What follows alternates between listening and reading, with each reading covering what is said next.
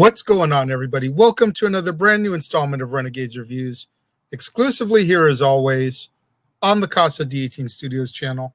I, of course, am your host, the Renegade J.J. Williams, and today we stick within the Superman mythos, but we're going to talk about his cousin and 1984's Supergirl, starring Helen Slater, Faye Dunaway, Peter O'Toole, Mia Farrow, and Hart Boschner. What's going on, everybody? Thank you for joining me here once again for another brand new installment of Renegades Reviews. And like I said during the introduction, today we're going to stick within the Superman mythos, but we're going to talk about his cousin, Supergirl. And our movie opens with Kara Zor-El, who is the cousin of Kal-El, Superman, and the niece of Jor-El.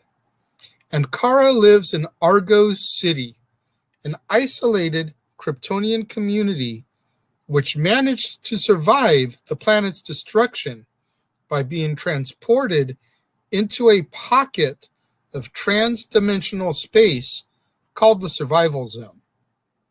A man named Zoltar allows Kara to see a unique and immensely powerful item known as the Omega Hedron, which Zoltar has borrowed without the knowledge of the city government, and which powers the city itself.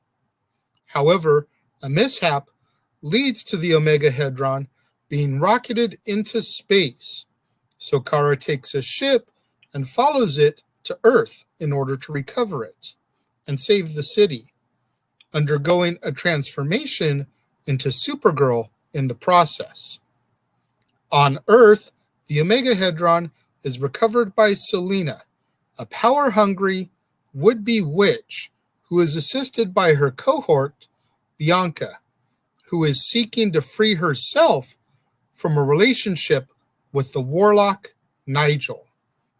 Now, while not knowing exactly what it is, Selena quickly realizes that the Omega Hedron is powerful and can give her true magic.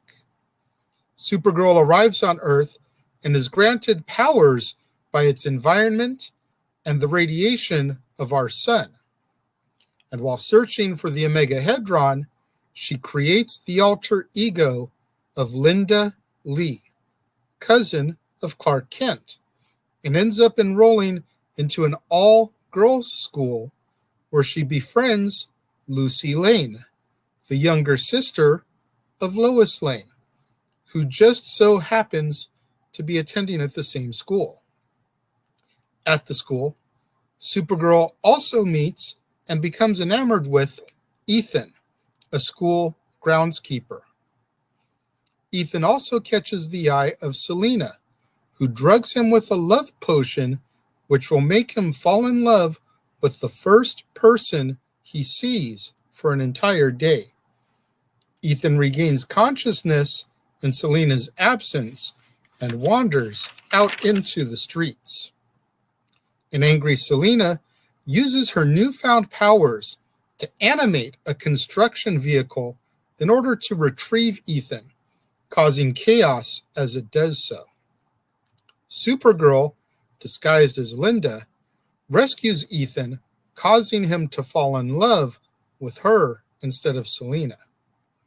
Supergirl and Selena proceed to battle, but Selena captures Ethan and then proceeds to trap Supergirl and sends her to the Phantom Zone. Now powerless, Supergirl wanders the bleak landscape and eventually encounters Zoltar, who has exiled himself to the Phantom Zone as a punishment for losing the Omega Hedron. Zoltar assists Kara in escaping the Phantom Zone, sacrificing his own life in the process to do so. Back on Earth, Selena uses the Omega Hedron to make herself a princess on Earth, with Ethan as her lover and consort. Supergirl emerges from the Phantom Zone through a mirror, regains her powers, and confronts Selena, who uses the Omega Hedron to summon a gigantic shadow demon. The demon is on the verge of defeating Supergirl when suddenly she hears Zoltar's voice, urging her to continue to fight on. Supergirl breaks free, and Nigel tells her that the only way to defeat Selina is to turn the demon against her.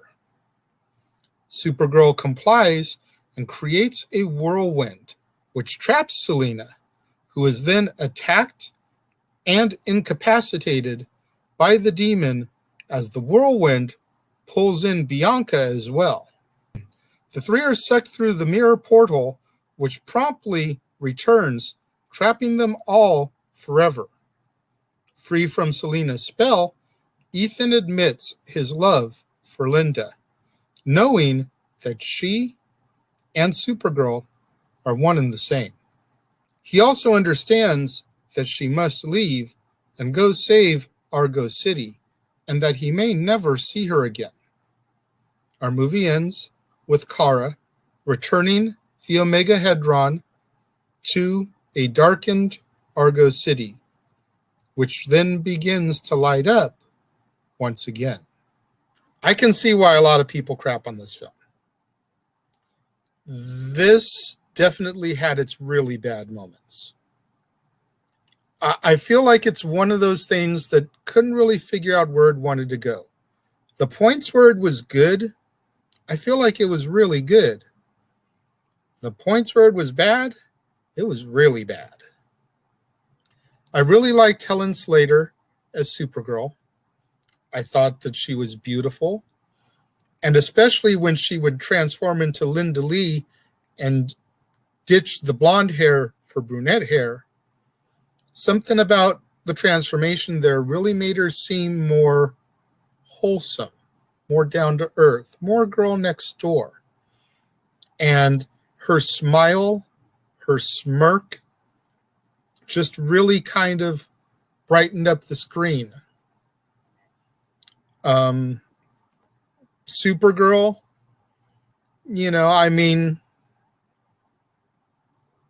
basically having the exact same outfit as Superman, except wearing a skirt instead.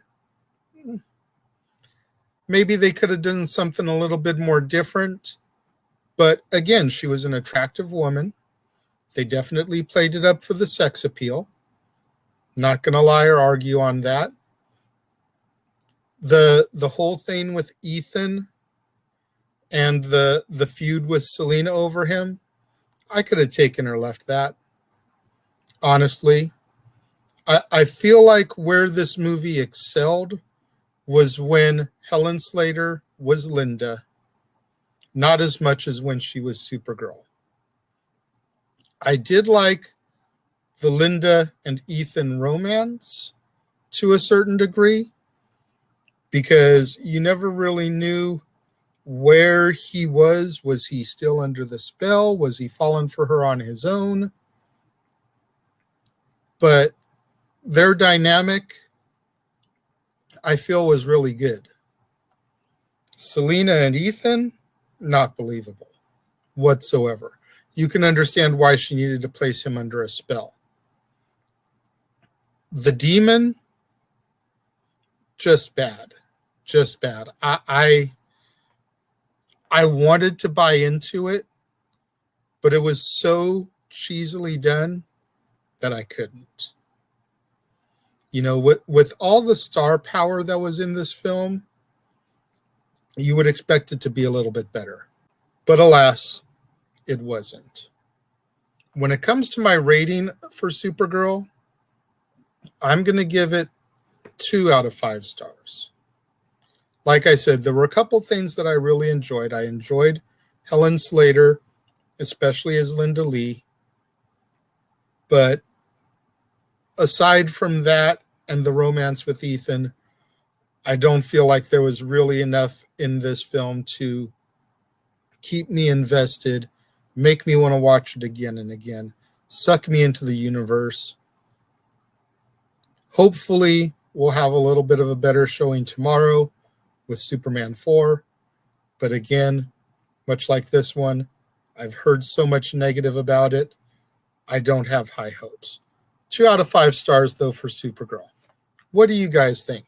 Those of you that have seen it, let me know. If you're watching the premiere, leave your thoughts and comments over here. If you're watching on demand later in the day, leave your thoughts and comments down here. Whatever you do, though, when you get out there on social media, let's try to get those hashtags trending. Hashtag Casa D18 Studios, hashtag Renegades Reviews, hashtag Renegade Returns, and of course, the ever popular hashtag Shenanigans. We interrupt this episode of Renegades Reviews for an important announcement about merchandising. Merchandising? What's that? Merchandising. Come, I'll show you. Merchandising, where the real money's made. Make sure you go over to teespring.com/stores/Jeff Meacham Network for all the t-shirts you see here from the West Coast professor, Jeff Meacham himself. You can get shirts for the Jeff Meacham Network, Talk Wrestling, as well as the red and gold Meachamania shirts. And while you're there, don't forget to get your shirts of the Casa D18 Studios Brotherhood, the Dads on Wrestling shirt, the Renegade JJ Williams, Statboy Sports Bar, and the hashtag Statboy Approved shirt. Make sure you go over to teespring.com/stores/Jeff Meacham Network and score your shirts today. Make sure you guys tune in tomorrow, right back here on the Casa D18 Studios channel for another brand new installment of Renegades Reviews when we go back to Metropolis for the final time for now, and we take a look at Christopher Reeve's final role as Superman, Superman 4, The Quest for Peace. As I've stated a couple times, this is the only one that I recall having seen when I was younger, so it's going to be very interesting to revisit it, especially knowing everything that I've been told by other people about how bad of a film this is. It's going to be interesting to revisit it some 30 years later, take another look at it through new glasses, new eyes, if you will, and see how bad a film this really is. I'm looking forward to tomorrow, and if I'm being honest, I'm also kind of dreading it because I don't want it to be a Howard the Duck situation where I sit back and I watch it and I'm like, what the hell was I thinking when I was younger? But by everything that I've heard and been told, it's probably how I'm going to feel. But that's tomorrow. So you're going to have to just tune in tomorrow to the Casa D18 Studios channel to an all-new episode of Renegades Reviews when I take a look at it and chat it up right here with you guys. To all my loyal fans and viewers out there tuning in and watching the premiere, leaving your thoughts and comments over here, thank you very much. I greatly appreciate each and every one of you. Likewise, all my loyal fans and viewers out there tuning in a little bit later in the day, watching on demand, leaving your thoughts and comments down here. Thank you very much. I appreciate each and every one of you. I appreciate all my loyal fans and viewers that tune in on a regular basis, show me that love, support, give me those views. Thank you very much for watching. I will see you guys next time.